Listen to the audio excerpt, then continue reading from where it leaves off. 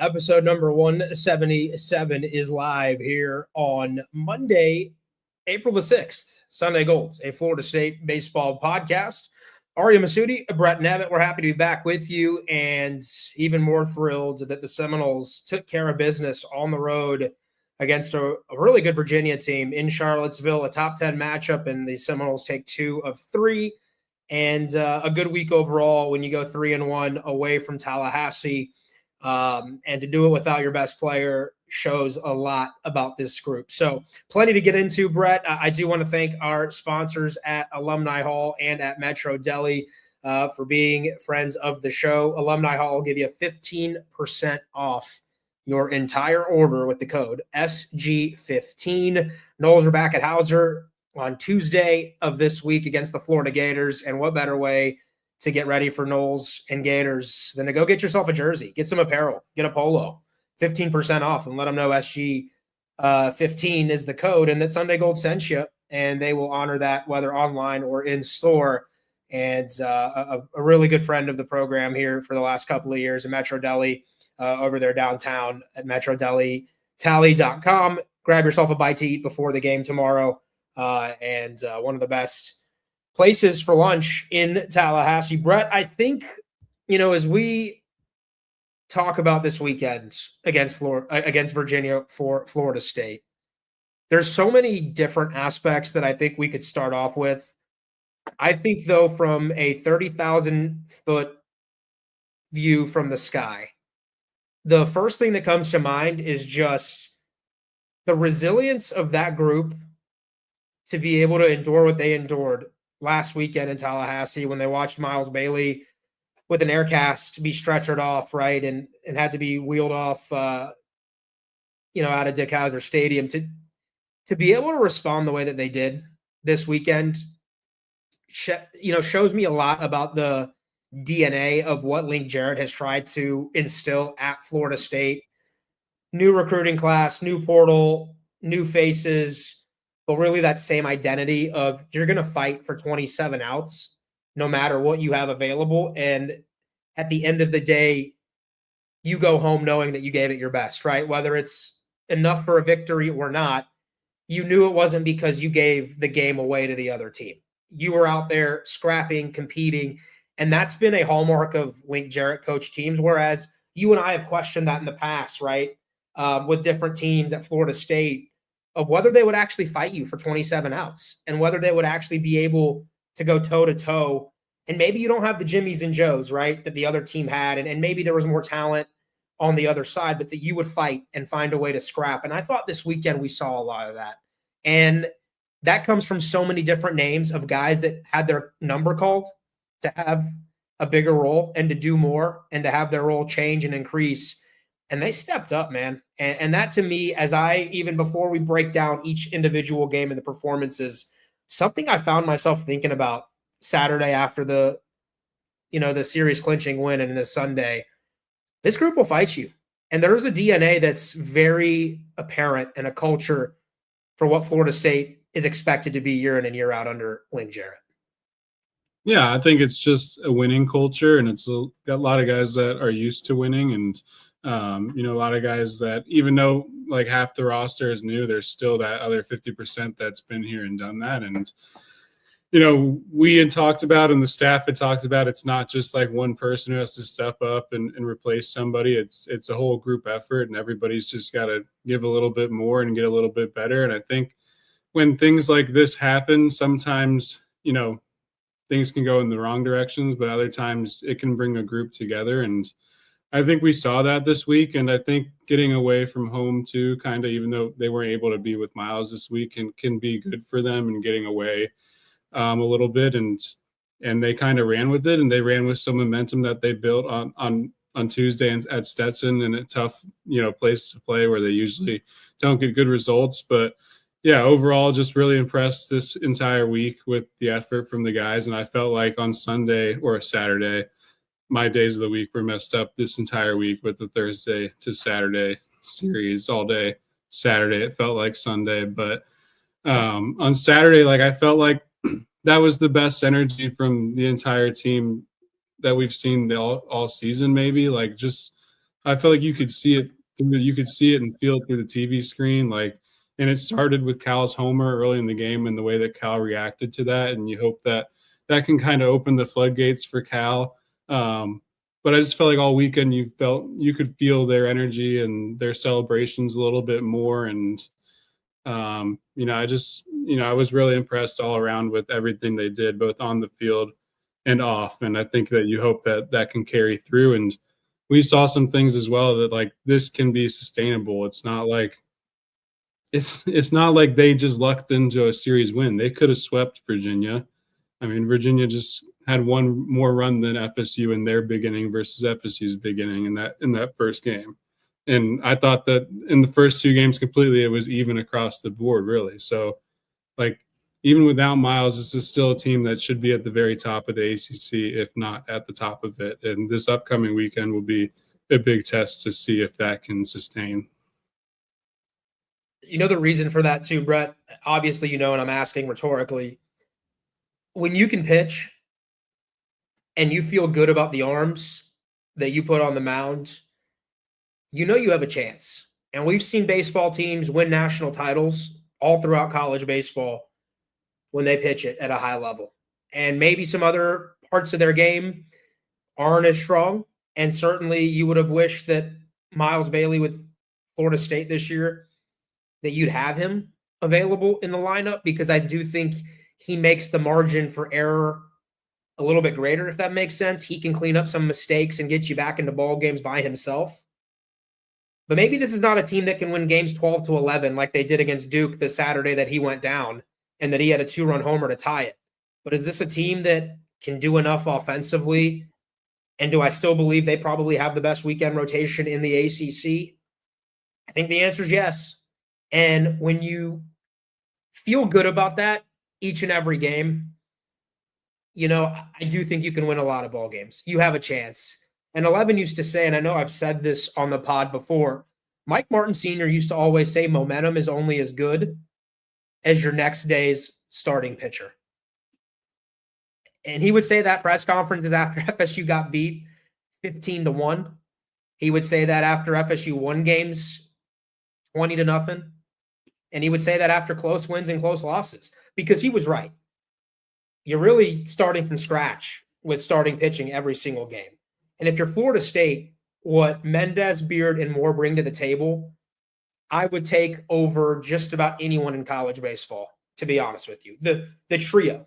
Definitely in the ACC, I think you'd be hard-pressed to find a better rotation all the way through in a better situation than what Florida State has. I mean, you're talking three guys that are probably going to be drafted top 4 rounds, all of them. And you and I were having that conversation about, hey, man, what if Bryson Moore gets drafted ahead of Trey Beard, right, when it's all said and done? Like, that's a very real possibility. And that's a conversation, obviously, for a draft pod. But for this team, for Bryson Moore to come out there in a game 3 against his former team and do what he did, I've talked about on this pod how the ceiling of your pitching staff is what you saw at Wake Forest and the dominance they displayed. And the floor is what Bryson Moore provides on any game 3. And I like my options, man, in the rotation. And to be honest with you, man, I like my options in the bullpen right now. I love what John Abraham brings to the table. And John was asked to go 4 innings on Friday in game 2 in relief of Trey Beard, and he did it like it was no issue at all. And Purcell has been trending not the right way his last couple of outings, but I do still like what he brings to the table and what he can do for you. And Gabe Nard's starting to emerge a little bit as someone I think you can trust to get some outs for you. And so with him and Kinnear in the bullpen and what you have on the starting rotation in the weekends, I like this team, man. And to your point about Georgia Tech, and we'll talk about Georgia Tech later this week and that test and that battle, but it will be a good challenge in this offense versus defense dichotomy, right? Of seeing, that old battle between an attack and a pitching rotation and a lineup and guys with the arms. So bats versus arms. But when you have arms, Brett Nevitt, you got a chance, man. And you didn't have to score a ton this weekend. because your arms made sure that Virginia, who does have a good offense, was limited throughout the 3 games. Yeah, I think, when Myles went down, everybody was like, if this happens and that happens, if this happens, if this player does that, then maybe they can be successful and win games. But it's like, at the end of the day, if you just keep pitching at a high level, like, you're going to be successful and win a lot of baseball games, because when you consistently hold the opponent to 4 or less runs, like, that is the formula for winning. That's the formula for success, is to prevent other teams from scoring runs at a high level with high level execution on the mound and a high level of execution in the field. And I think for the most part, we've seen that recently. I've really liked what I've seen from Carter McCauley at shortstop. There was a play up the middle that he ranged up the middle to save a run early in Bryson Moore's outing. That was like a play that I don't feel like we've seen made so far this year, and he made it look pretty smooth. So I've been pretty pleased with what I've seen there. And I'm sure they've been extremely excited about what they've seen there from Carter, and also with what he's been able to do offensively, giving them some contributions there as well. But yeah, I think at the end of the day, this team's strength with or without Myles was the pitching. Like, that's what they were built around. So, as long as you can get a little scrappy offensively, which I thought we saw the last 2 days, better, not great on Saturday, I thought, or Friday, sorry, game 2. I thought they got some help from Virginia in that game, but they put some pressure on them with bunts. I think that was the game where they bunted like 4 straight times at one point, and they bunted multiple times as well in game 3. So it's like you're starting to see them do some things that we hadn't been seeing them do, and especially after game 1 when they struck out a lot again. It seemed like Blink kind of made the decision to, like, we are going to do stuff to make sure we're not striking out in certain spots, to at least be able to move guys over and maybe also be able to make them make mistakes. So, as long as you're not striking out 15 to 17 times a game, which they might, but hopefully they don't, and you continue to pitch at the level that they are, which there's no reason to not expect them to at this point, this far into the season with the competition that they've faced. As long as they stay healthy on the mound, I think this team's still going to be very, very competitive throughout the rest of the season. They will be. And were you impressed that they got 9 runs across in game 3? I thought, to me, to be able to see that proof of concept, and for me in the back of my mind to go, okay, well, not every game has to be 4-3 or 5-4. Like, they can do this. And they were close a couple times to run ruling Virginia in that last game. I think they had 2nd and 3rd and 1st and 2nd, and give the third baseman, I think it was Noah Murray for Virginia, who transferred from Duke. Phenomenal plays throughout the weekend that robbed you, and Didowick robbed you of a couple of extra base hits, 1 home run and a double. And Virginia played some pretty good defense, not all weekend, but in spurts, to really rob you of some more opportunities. But it was big for me as you evaluate this group, and I think maybe big for that clubhouse more so than us, to see that they could have double-digit hits and almost double-digit run output and hit a couple of home runs, and know that this offense can still produce without Myles Bailey. I thought that was an important type of win on Saturday in game 3. Yeah, I thought based on the circumstances with it being a rubber match and the offense trying to figure itself out again, like, I thought that was the most complete effort as a team, like, the entire season, maybe. Just offensively, it felt like that entire game that they were working really good at bats and quality at bats all the way through. I think there were still some situations there where you hope to have an at bat or 2 back to extend the lead, like Ariya was talking about, and really put that game away a little bit earlier. But I mean, I just thought for the most part, like, when they were starting to extend that lead every inning and kind of adding to it, that they were just kind of passing the baton down the lineup, and that's what they need to do. They just need to put together consistent quality at bats, and that's not always going to lead to hits and production, but at the end of the day, that should lead to some consistent, quality across the entirety of your offense, and just consistently put pressure on the defense. And, they got a lot from everybody. I think everybody in the lineup reached base that game. Almost every single guy had a hit. I think multiple guys had 2 hits. So yeah, that was probably something that gave them a lot of confidence moving forward, and really just this entire overall weekend, especially with some of the guys getting going that we talked about were guys that you felt like you could rely on going into the year that really hadn't given you exactly what you hoped for to this point with Cal and Carns, but now you got some more from them this weekend, and really they were probably your best 2 bats over the course of this weekend.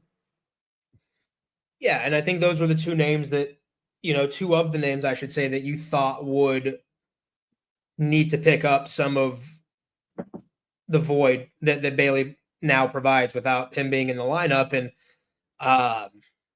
both guys running the ball out of the park. Could you see the weight lifted off their shoulders, Brett? I mean, Cal was dancing around the bags on his trot. That actually wasn't even a trot. Cal was sprinting, and then sprinted into the dugout, and I think at one point hit the gritty into the dugout with his teammates, which is good to see from Cal because you need him. Carns, I don't think I've ever actually seen Carns have emotion in 2 years. It's always been this straight-faced, level-headed approach, and to see him scream and let it out after the home run, pretty big. But those 2, you need to be catalysts for you because they've been there for you, and they've been in those big moments already. I mean, both guys have performed well in the postseason in their careers, in at-bats that matter even more than the ones that they're currently at the plate for. But those guys to me are important, man. And Carns is hitting 357 right now in ACC play for you. And I actually think last week in the 4 games, when you include Stetson and Virginia, Cal hit 357 in the 4 games and Carns hit 467, which is really good signs and good trends for your ball club. Yeah, I thought actually what you said about Carns is exactly what I was going to say. Just you rarely ever see any kind of change in emotion out of him, and when you could kind of hear him scream when he did the celebration at the dugout after the home run, I was like, was that really him? Like that actually just came out of Hunter Carns, and but it's good to see, and you want to see that, and I think that is definitely something that helps guys get going. Like you can see a flood from those 2 guys. I think that's at least what you're hoping for. And I mean, if you were just to put together a video of every single swing on every single ball that Carns has put in play this year, you would probably think that he's like absolutely raking. And really he is. I mean, outside of that being his first home run, like the numbers are exactly where you want them to be at with Carns, like leading your team in average. Well, I don't think he's actually technically qualified at this point, but I mean, just the way he's swinging the bat average-wise is what you want to see, and he was robbed of a hit this weekend as well, and he's had just a bunch of hard contact that hasn't turned into hits. But I think the biggest thing this week with Carns was like it felt like, it didn't feel like there were many times where the defense showed up in a negative way. Like I don't know about you, but it didn't feel like that ever showed up this weekend. Like kind of just seemed like he blended into the game for the most part, which is really the most important thing with Carns, especially with Paulino DHing every day. Since, Nate's still out for now, but I think when Nate comes back, you'd kind of think about getting him some reps in there with the way he was hitting it as well before. But yeah, really good weekend and week for Carns. And then Cal, like you need him so badly just because of what he means to your team emotionally and what he was supposed to mean to this team coming into the year offensively. Like he's supposed to be a big part of this.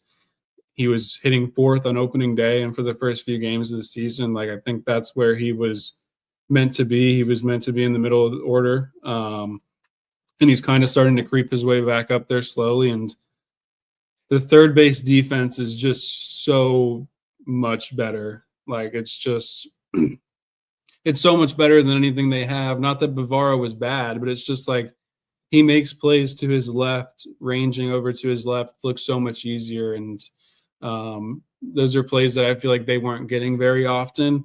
And they're plays that are going to help the shortstop that's there now. And I just think that it's also helping Cal go and swing more freely and just play more loose. And I thought it was a huge week for Cal, and it's a huge step in the right direction. And it's a tip of the cap to Link as well for not giving up on him and sticking with it. And he hasn't been benched one game this season. He started every single game to this point, and he's starting to trend back in the direction that you hope that you would get from him production-wise this year.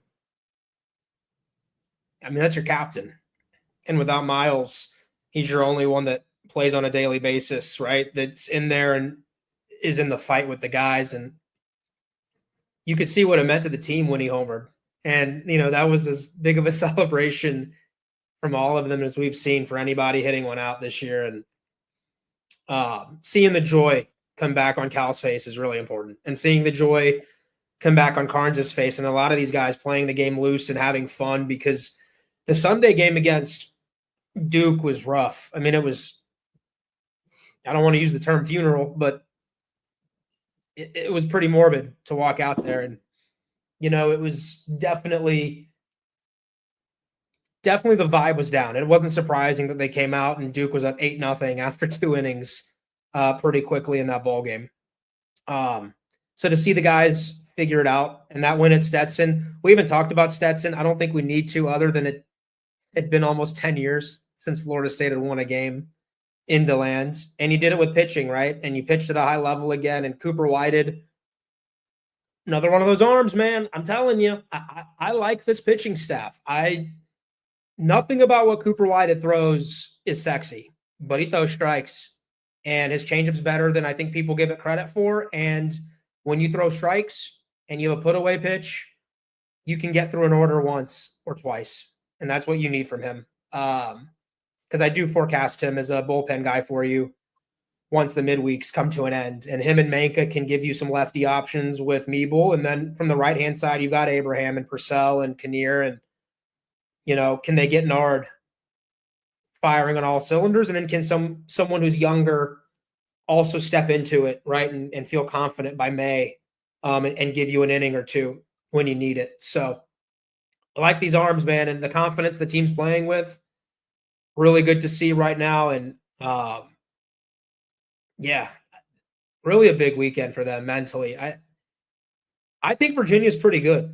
We had some doubts on Wake, and, was NC State as good as we think they are? NC State's starting to play good ball again. Wake's playing some pretty good ball. And I definitely think Virginia's going to be in the conversation to host a regional. So that's a big one there for you to be able to go in that type of environment. And Link Jarrett coins, most of these weekends as super regional weekends, but that wouldn't be a complete shock to me if now with the new seeding system, if FSU and Virginia faced off again in a 2 out of 3, right, to go to Omaha. Like that is a very realistic possibility depending on how the season shakes out. So to see Florida State go into Charlottesville and take care of another program that has the same goals, it's very, very, I think that builds a lot of confidence projecting this team moving forward. Yeah, and resume-wise, too, it helps you a lot, obviously. It locks in a couple more Q1 wins for you because of how it works with the road wins, and the same thing as Wake Forest earlier this year, locking up 3 there. So those are 5 that are completely locked up. And then I think they just added one as well. Somebody just moved into quad 1. I think it's got to be a midweek game. Or no, it's Michigan. Michigan just moved into the top 40. And neutral site is 1 through 40 is quad 1. So they're 6 and 5 in quad 1 now, and I think they're up to number 4 in RPI. FSU is. So, and that's with number 5 strength of schedule. So like you've done this with playing a lot of the teams that were expected to be in the top half of the ACC. And when we were looking at the schedule going into the year, we felt like this first 5 weeks of the ACC schedule was going to be an absolute grind. And you still have one more week left of that grind, but if you had told me before this that they would go 4-1 at worst in those 5 series, like I think you would have been like, yeah, 100% take that. Like you're off to a really good start in ACC play, and you've done it against good teams, and you showed this week that you can continue to do it, even though you lost a really, really, really good player, and a player that I think was going to be the ACC player of the year, in my opinion. You would have had 3 in a row. Like Yeah. It's wild, Yeah, I man. was looking at the ACC numbers, and I was like, gosh, dang, that is. I mean, he had a 1208 slugging percentage in 8 ACC games. Like, slugging percentage, not OPS. 1208 slugging percentage, but He was on his way to 25 home runs pretty easily and pushing for 30. Man, I'll get sad if I think about it too much. Let's use it to shout out James Tibbs and Alex Lodis. Both off to really nice starts in minor league ball. Lodis with the Braves. Fist pump. Those of you watching. And then James Tibbs with the Dodgers. All right. You know how I feel about the Dodgers, but I do love some James Tibbs the third, and really, really happy for him. I know it kind of hurts you as a Red Sox fan, but he is he having the best start to anyone in minor league baseball right now? Like, considering, yeah, I mean, he's having the best start of anybody in pro baseball right now. Like, 7 home runs, is it 8 home runs in? I think 7 home runs in 8 games. Yeah, I'm very happy he's starting to show Red Sox fans just how dumb that trade was by Craig Breslow. Really makes it even sweeter when the Sox are 2-7 to start the year. But yeah, super happy for James. The home runs that he's hitting them for the most part are absolutely crushed too. But there's I feel like right now there's more positive minor league stuff for former FSU guys going on than like ever before. Like Marco Dingus is I think he just homered the other day, and he's somebody who I think is trending really, really well in the Brewers system. I think obviously Parker's had a couple starts to begin the year, and he's only given up 1 run in 2 starts, I think. So Cam's had a couple home runs. He had a home run against the Red Sox as well, and had a 4-pitch like strikeout, but didn't even count, but against the Red Sox. But just it seems like there's just a lot of really good stuff. Obviously, Jamie made his debut as well in the A's system in Double-A and struck out 6 and allowed 2 runs over 5 innings. So just countless guys. Cam Leiter actually made his debut, pitched 3 innings and struck out 3 guys and looks pretty good. I've heard he's been touching 99 actually. So he is healthy now and on the mound, but happy for him. Good to see him back on the mound, but I'm sure that will be interesting for FSU fans, but it is what it is. But yeah, just good to see a lot of guys performing well. There's just countless other guys I could name. Yeah. I saw Parker struck out Shohei and was very, very happy for him. And yeah, left on left.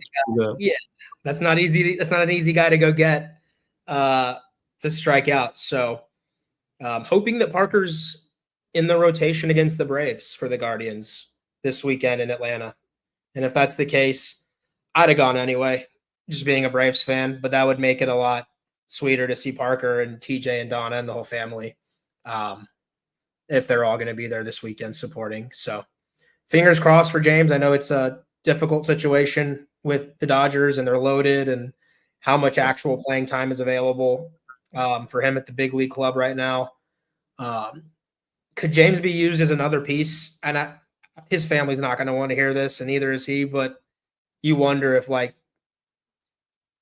maybe the Dodgers will trade him again for another piece because he's that lucrative, or you kind of, because of the versatility of him playing outfield and maybe he could play some first base, you could have him in your organization for a while and lock him down as a member of the Dodgers for a little bit, if he's willing to wait another year or two to be able to have a long career with LA. But I just keep hoping he's going to get traded to the Braves because I see an outfield need for the Braves. I know there's one there, and I'm willing to give up all these pitching prospects that the Braves always have to go get an outfielder. And yeah, we need offense. The Braves do. And offense that plays the game cleanly and doesn't lie about performance enhancing drugs twice and then takes all this money. Like, really, man? Twice? Come on, man. Anyhow, sorry. This is turning into an MLB discussion instead of college baseball. We could start our own pod on Major League Baseball, and it would be you and me complaining about the Sox and the Braves for an hour every day. Hey, we're getting to the point where there could be an FSU baseball pod for just former guys at this point. We could do former FSU players and Red Sox and Braves. But Brett, in all seriousness, I think we're overdue to get some of these guys on the pod and just catch up with them. So we will try and effort that, I think, to hear from James or Lodi or Marco, or, you know, it's harder to get some of the guys who are already in MLB because you have to kind of go through their PR firms and PR teams. But maybe not impossible. So we'll figure that out. But back to this series against Virginia. I think that was a good little fun 5 minutes on Pro Noles. But about Virginia, I go back to the way that they pitched, and I thought Mendez was pretty good on Thursday. I didn't think he was great. He started off the first 3 innings, and he looked electric up to 96, and then the stuff kind of wavered a little bit there in the middle innings, and he was back down to 90, 91, 92. But all things considered, he pitched you 5 innings, I think. Did he go 6? Into the 6th, maybe? He went 5, I know for sure. And that's all you can ask, right? When it's not the best day for you to get as deep into the ball game and do your best to save the pen for the weekend upcoming. And he did that. And he only gave up that 1 big inning and still had the strikeout stuff. And then I thought Trey Beard was inefficient but effective. And he got you into the 6th. And I think he had 6 free passes, which is going to irk him a little bit. But his changeup looked pretty effective again. But then you get Bryson Moore in game 3. And that's as good as it gets, man. To go 7 innings, and I think he had 1 more left in him. He was lobbying for 1 more inning. You could see it in the dugout. He was trying to get 1 more out of it. When he walked in, he was holding up his hand. You know, he was holding up the number 1 as if to tell everyone, I need 1 more inning. And I think the pitch count at 85 and arm health and making sure him with his history staying ahead of the curve and fresh and healthy for the long haul of the season is what, you know, forced Florida State to take him out, and he had a pretty good lead. But 2 hits, no runs, 1 walk, 7 Ks. Brett, I mean, you were texting me, Carns' glove isn't moving very much. He is just dotting everywhere that the location is supposed to be. He's on it, and he's as sharp as he's looked. And you're right. He looked dominant. That's Friday night stuff, man. That is ace level stuff. And he was brought to Virginia to be an ace. Like they brought him in to be a Friday night guy, and the arm injuries just prevented him from being that for them. And so the fresh start at Florida State has allowed him to, I think, unlock the best version of himself. And we're really thankful for it because he gives you an advantage in game 3. I think every single series, you got to go find me someone who has a better third starter than what Florida State's got right now. And that's what Bryson Moore is able to do for you. Yeah, I think Volantis might be starting on Sundays for Texas, but outside of that, yeah, I think he might be their game 2 starter. Second best starter in baseball in game 3. He might even bump up to game 2 at some point, but but yeah, Bryson was awesome on Saturday. I mean, like you said, and I tweeted it too. I mean, the fastball command was like superb. It was. Watching him now, it's just like it just feels like Carns' glove is never moving. Like it's just like they call fastball and he sets up either, you know, he's going outside corner on the left-handed hitters and outside corner right-handed hitters. It doesn't matter. Both sides, it's just like pinpoint accuracy. Like when you're playing the show and like you're able to just put it exactly where you want over and over again with guys that have like 99 command. That's what it felt like watching it. And then when you add in the secondaries, the way he was throwing them, like I felt like he was throwing the secondaries sharper. Like you asked me about it. Like he was throwing some pitches like 86, 87 that usually that's like the area where the cutter's at, but it seemed like it was way sharper than the cutter. I don't know if he was just throwing the sweeper way harder or if maybe they changed the shape of the sweeper into a harder slider or the cutter into a harder slider, but he was ripping that pitch off over and over again. And, you know, it seemed like he was throwing the curveball a little bit harder and everything was just playing up a little bit. And I'm sure some of that has to do with facing his former team and being back at home. And I think D1 Baseball was saying that he had 20 to 25 like family and friends there from being from the area. So, you know, it meant a lot to him and you could see it with him wanting 1 more, but I definitely thought they made the right decision. with where the game was at 9-0 to take him out and just end the day where he was. I mean, if it wasn't for Dowd dropping the ball in center field, he wouldn't have allowed a base runner over the last 5 innings he was on the mound. He gave up, I think he gave up a couple hits to start the second inning, and then he got the double play. And that was right after that was when McCauley made the good play up the middle.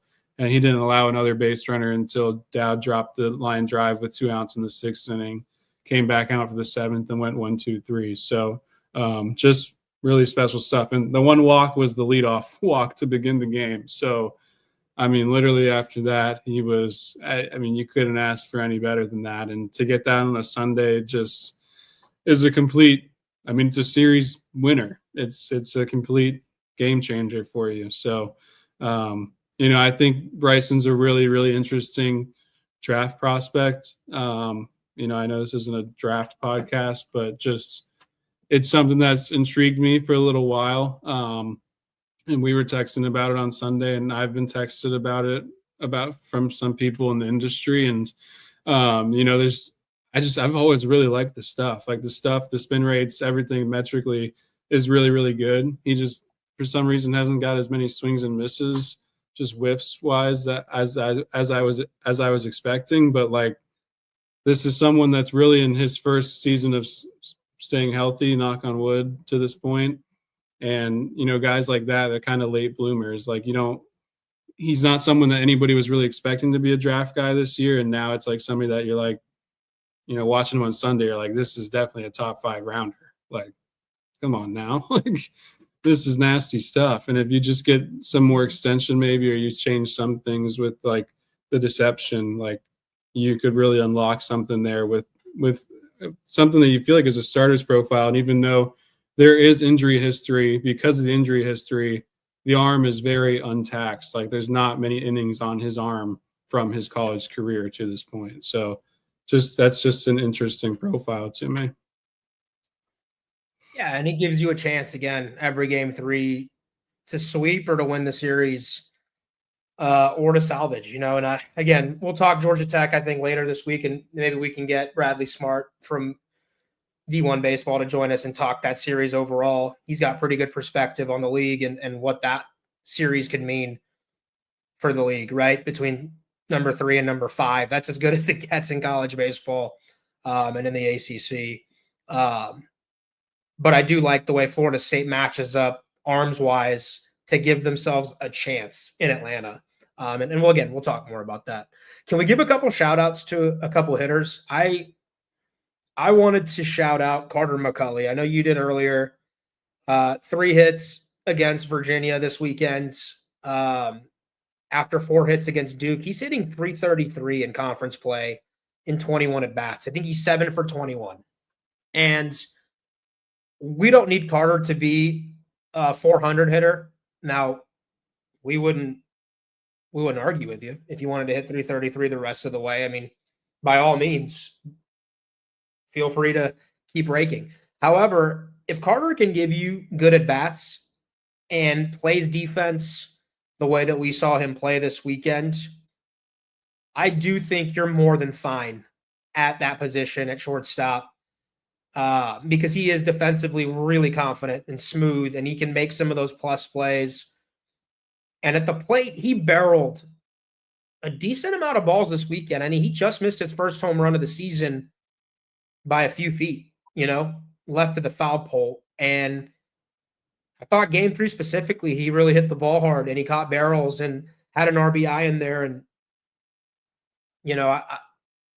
I wasn't so sure about Carter, first 2 seasons here. And certainly, you wonder if this can keep up and if he can continue this, but I don't see why not. And as much of a confidence boost as the weekend was for Carns and Fisher, for McCulley to believe that he can do it at the plate at this level, Minsa Dudu was the junior college defensive player of the year. So you kind of know what he can do out in the fields. To get anything offensively from him as well at the bottom of your order, I do think helps mitigate the loss of a guy like Bailey, because it's what we talked about. Everyone's got to be 10% more. No one person replaces Myles.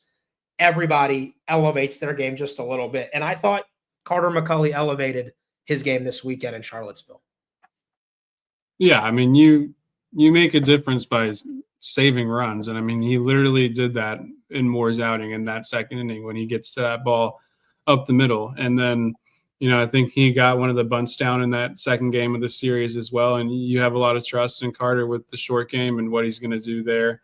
And I mean, 12 for 12 on his chances at shortstop this week in 4 games, so there's no reason to feel concerned when the ball is hit in his direction right now, and he seems comfortable at the plate. And I think, going into the year, the reason he started on opening day and at third base and, was really the everyday third baseman going into the year was because they felt like the bat was starting to trend in the right direction. And he swung the bat really well throughout the preseason and really was one of their hotter hitters, I think, going into the season. So, it's not like there's not ability there with the bat. Like there is ability there. And, but I think, as long as he's giving you defense and as long as he's saving runs out there, like he's going to stay in the lineup. And I think they're going to stick with the unit that's given them consistent wins for the most part. Like I don't think they're going to mess with the mojo they have going right now, personally.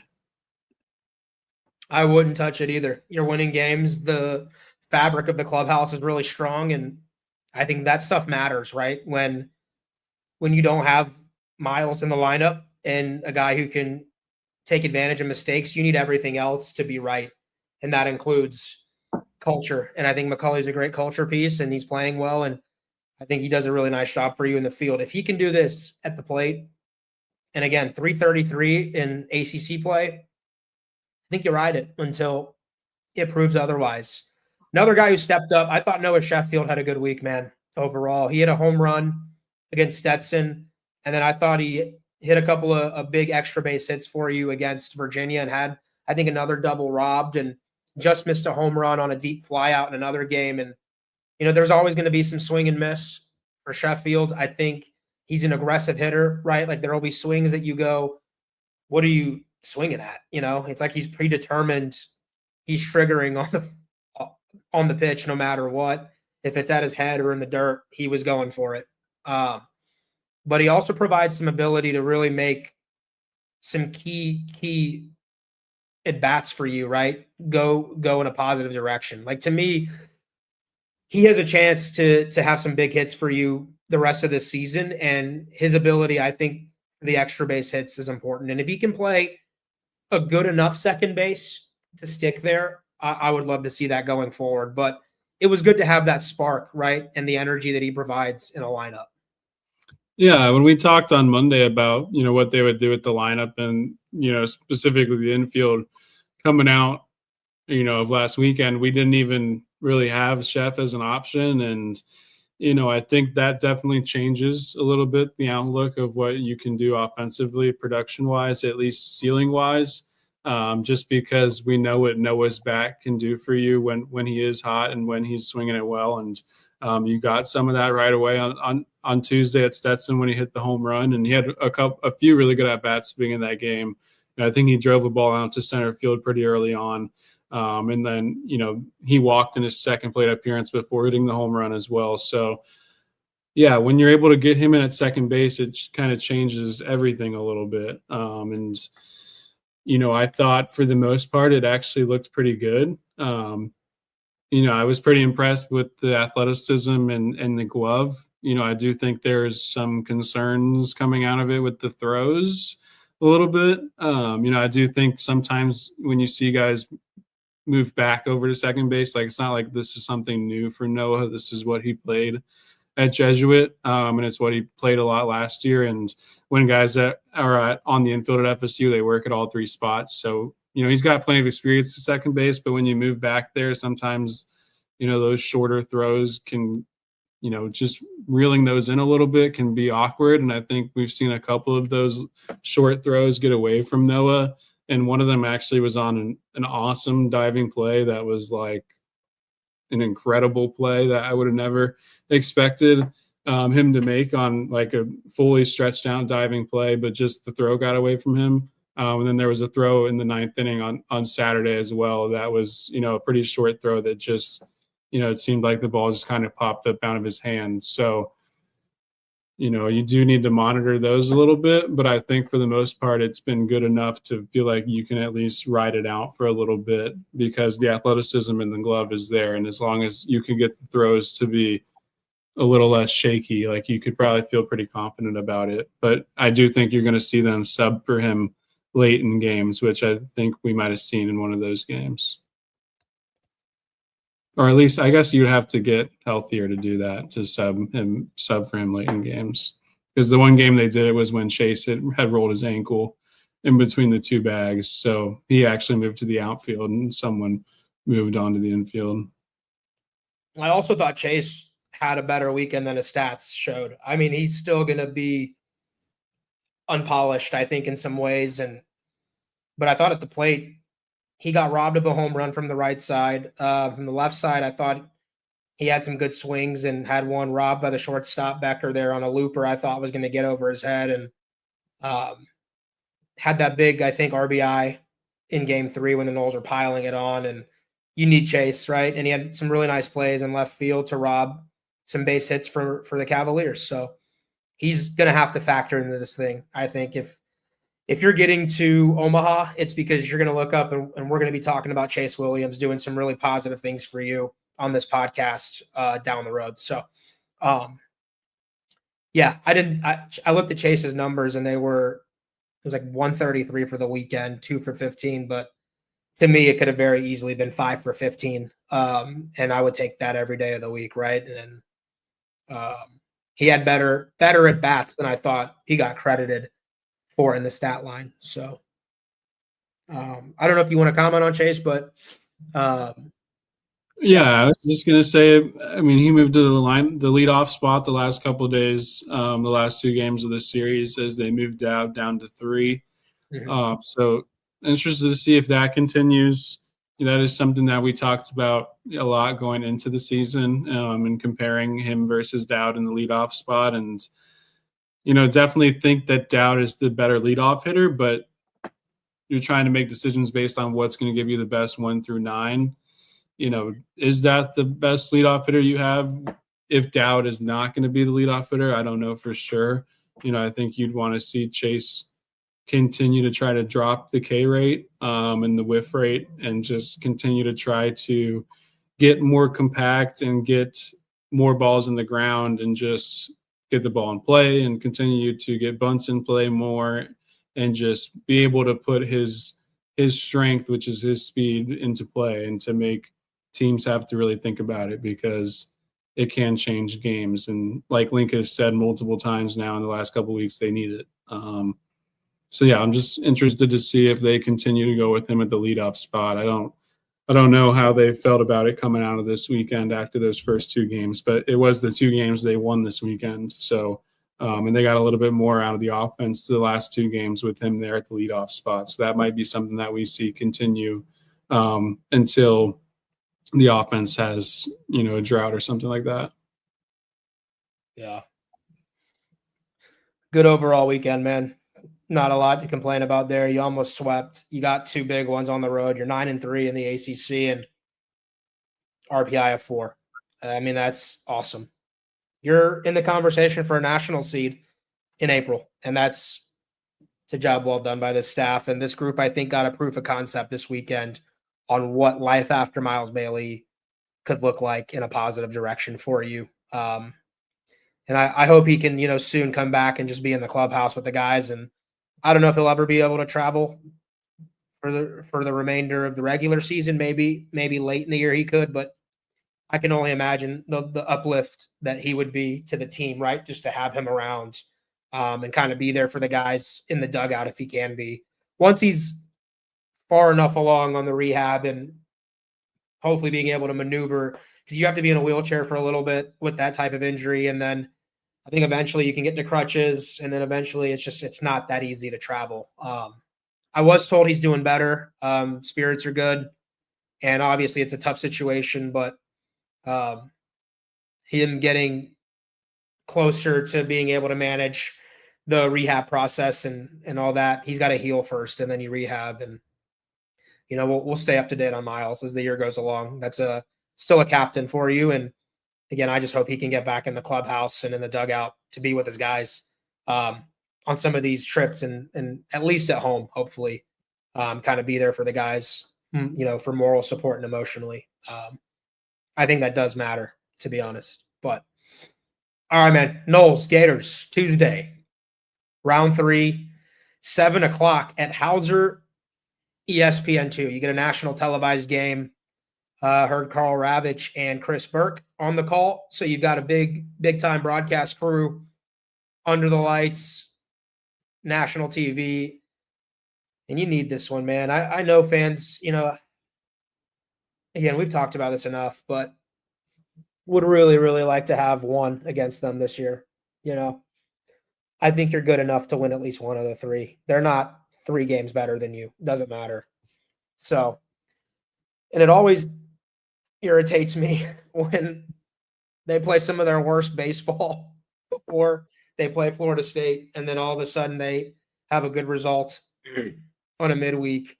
They went 1-4 last week, 1-3 last week, I think. Lost to JU, lost 2 to Ole Miss. One of the losses was a complete meltdown in the 9th inning by some of their best arms. I'm trying to not care and say that it doesn't matter, but I know it matters to the fan base. Brett, it does matter. Maybe not for national seed picture overall, but you do got to go and live amongst Gator fans. This is real life we're talking about here. It's a rivalry. And, I do think even if the Gators have won the series, I put it in air quotes for those not watching, these opportunities provide you momentum boosts, throughout the season. And this one's a chance for you to go into Georgia Tech feeling really good about yourself on a real emotional high. So I did see, by the way, that Florida is going with Cooper Walls, their former number 3 guy, who got, I guess, taken out of the rotation for Sandifer, maybe, this past week. And Sandifer was electric against Ole Miss, but Cooper Walls, the Gators have announced, will start against Florida State. And I believe he is the transfer from Hawaii, who began as the Florida Sunday starter this year. But I don't know who Florida State's going with. I would imagine it's Cooper Whited, but is that right? Is that right, Brett? Yeah. Florida's website has Cooper Whited as FSU's probable starter. Okay, so there you go. What are your thoughts on this one? I just know it's a UF team that's not playing well again and seems to be pretty injured. They went into their 3rd game against Ole Miss, and Blake Sear, Brendan Lawson, Cash Strayer, Colton Shores, and even Jackson Barberi were all listed as out on the injury report that they were required to release. So some serious question marks for Florida, even health-wise, coming into Tuesday night at Howser. Yeah, I think even with all that, you know exactly what to expect when you're getting Florida against FSU, especially when they're coming off a tough weekend. That usually means you're going to get their very best shot. And you're going to see arms that throw upper 90s out of the pen. I don't know exactly what Walls' stuff looks like, but I know he was really successful at Hawaii last season. It was a pretty coveted transfer. Sandifer, who started the last game against FSU and was pretty good. I think he threw 3 scoreless and struck out 4. He moved into the weekend with Walls coming out and was actually awesome in their Saturday game 3 against Ole Miss. I think he threw 7 scoreless and punched down 11 before they gave up that game in the 9th inning. And Rittenauer threw back-to-back games Friday and Saturday, and he was the one who gave it up on Saturday, and I believe he threw 38 pitches that day. But with that game 3 being on Saturday and with them having, an extra day of rest coming into this game and with knowing how much these games mean to O'Sullivan, you can't tell me that these games don't mean as much to O'Sullivan as any game this season. I just feel like he is all in on beating FSU every single time that he can. And he's going to do everything that he can with his arms, his high leverage, lethal arms to beat FSU. So Even if they're banged up and coming off a bad weekend, you can expect to get their very best shot and try to go for the sweep. So, you hope that Whited can give you, again, what he's given you the last 3 weeks. I was thinking coming into this podcast, didn't know for sure, that just looking it up was the first time I realized is actually starting. But just thinking about it before, like, just feel really comfortable with Whited going into starts at this point. Like, I just feel like exactly what you're going to get. Like, he's probably going to be in there for 3 or 4 innings and, he might give up a couple runs, but he's going to compete his butt off, and he's going to field his position well. He's going to throw strikes. He's going to get some whiffs on the changeup, and he's going to keep the ball on the ground for the most part, I think, or at least try to keep the ball on the ground and induce weak contact. So, yeah, I just feel like at this point you have a lot of trust going into your midweek games about what your starter is going to do, and that is a big luxury for you as a pitching staff for the entirety of the season. Yeah. I have a question for you, but looking up Cooper Walls, as you were giving us your thoughts there, Brett, 4.91 ERA on the year, only 7 walks in 25 innings, but opposing batting average of 282. So it sounds like he's going to be in the zone, right? Fastball 92 to 94, up to 96. So he'll probably, work in that 92, 94 range. His slider's his big swing and miss pitch, and he has a curveball as well and a changeup. So 4-pitch guy who was the Big West pitcher of the year last year, or Big West freshman of the year last year when he was at Hawaii. I'm looking at his stat line, and he did pitch against Ole Miss, but just threw 1 pitch, and he hit a batter with the bases loaded, and Sully took him out immediately after 1 pitch, which seems pretty on brand for how Sully feels about that. But he hasn't been in the rotation, I don't think, for 2 weekends now. I might be wrong on that, but his last opportunity was against Arkansas, and it didn't go well in an inning and 2/3. And then he pitched against Jacksonville in the midweek that they lost. So sounds like they're trying to figure out a way to get him going again for them. But Sully's done this, hasn't he? I mean, he tries not to use the same guys to start against Florida State. It's almost never the same dude over and over again. He wants to mix looks and all that, but should be interesting. My question to you, how would you use your bullpen after Cooper Whited, knowing that you play Georgia Tech on Thursday, another Thursday through Saturday series, and you know where I'm going with this, a specific bullpen arm. Would you dare use John Abraham on Tuesday against Florida, or would you give him the week off and have him fully available at Georgia Tech? Personally, I think I would give John the midweek off. I just feel like at this point he's throwing a lot. I think against Duke a couple weekends back, or against NC State a couple weekends back, he threw like 60-plus pitches in that outing. And then the next time he threw like 30-some pitches against Duke before throwing the midweek game, just 19 pitches or so before throwing the 67 pitches on Friday this past week in game 2.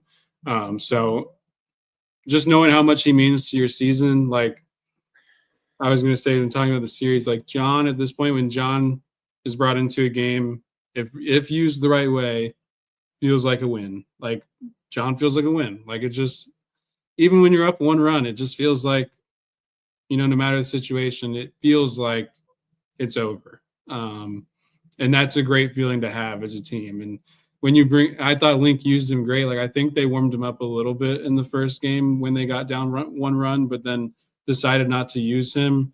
And Kinnear going 3 scoreless was as big of anything that happened in that series, probably. Him being able to be the only other arm you used in that first game. And then John, you got through the first 2 games only using 4 arms. But I do think that John might be available in certain scenarios, like if they were up 1 run going into the 9th inning or something, or it's a safe scenario going into the 9th, but I don't think he would get extended. I mean, I think we kind of saw last week. Last week he was only coming off 30-some pitches, but it also was Stetson and not Florida. And he threw 19 pitches in a scenario where you felt like you kind of needed him. Like, I think they were up 3 at the time when they used John. But, I think that they'll probably try to do what they did last time against Florida and go to Stokes off of Whited, just because it's such a different look from Whited, like piggybacking off of him. Like, you go from 87, 88 with the changeup to 95 to 97 with the slider. So, I guess they do that. I hope they don't try to extend Stokes as much as the last time, if they do that. But, they didn't use O'Leary this weekend, so you have O'Leary fresh. Kinnear should be fresh. He should be pretty fresh overall. I mean, everybody except for Abraham should be available in complete capacity, I think. I'd give Purcell another shot too. I know it didn't go well for him against Virginia, but to be honest with you, Purcell also was attacking the strike zone with fastballs, which you want him to do when you're up 9-0.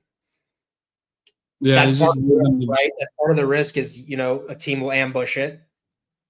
That's when we talked about solo shots don't kill you. That's what we mean. They don't. So I didn't think he was that bad. No, you just need him to get it to the bottom third.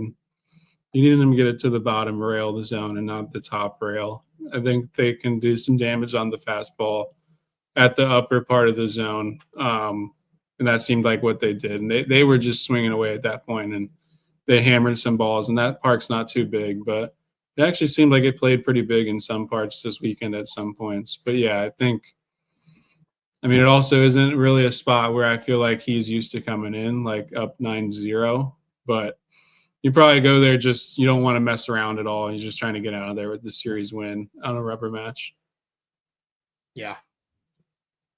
Good stuff, man. I think it's a good episode. Is there anything else you want to touch on before we come back? I think you and I will be back maybe Wednesday, since Thursday is the big weekend, the big series against Georgia Tech. So anything else, superlatives, thoughts that you had over the weekend that caught your mind moving forward?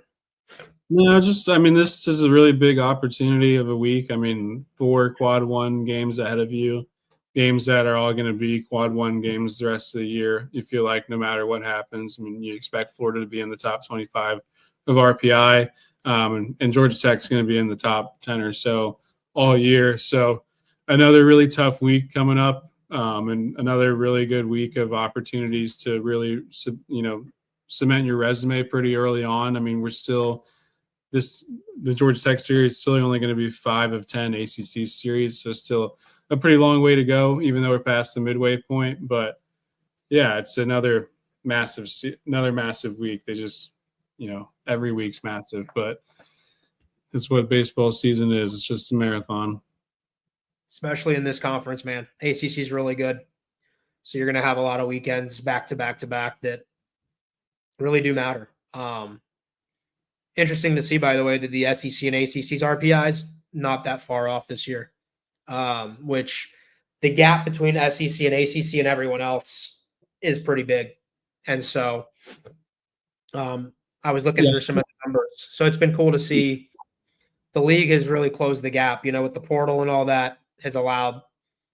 A team like Virginia lost a ton of guys, this past offseason and still somehow has themselves a pretty good ball club. And Duke had to figure it out, and Wake had to figure it out. Georgia Tech's playing at elite level, and the bottom of this league has started to raise its game too, with Pitt and Notre Dame and Boston College and,